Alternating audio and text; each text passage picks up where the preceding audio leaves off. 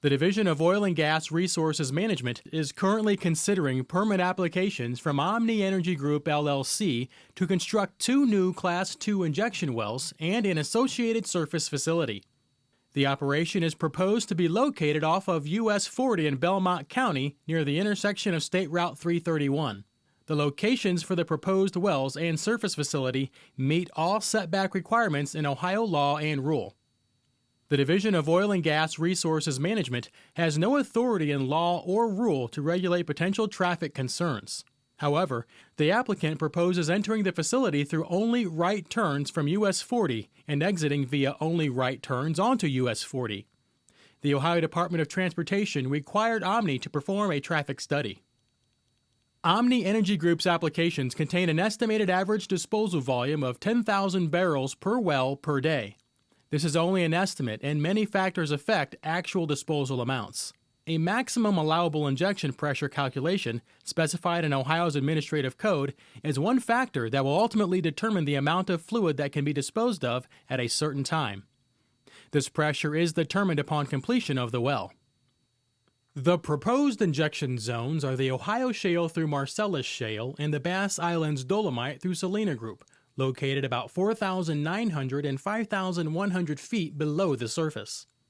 The OhioDNR Division of Water Resources describes freshwater aquifers in Belmont County as shallow, with depths near 100 feet. Ohio Administrative Code requires at least 3 cemented strings of casing to be installed between the ground surface and the proposed injection formation. The applicant proposes to install a total of 5 casing strings. The location of the proposed operation includes a wetland. Omni Energy Group previously modified their application to move a well location out of the wetland area. The applicant has provided documentation to the division indicating they have addressed the impact of the operation on the existing wetland with the proper federal authorities, the U.S. Army Corps of Engineers. As with all Class II injection well permit applications, geologists in the division's Underground Injection Control section have carefully reviewed Omni Energy Group's application to ensure Ohio's regulatory requirements are met. For example, the wells proposed to be drilled as part of these applications would be required to have an additional layer of cemented steel casing called mine string installed if historic underground mining voids were encountered during drilling. The applicant proposes to install mine string no matter what is encountered.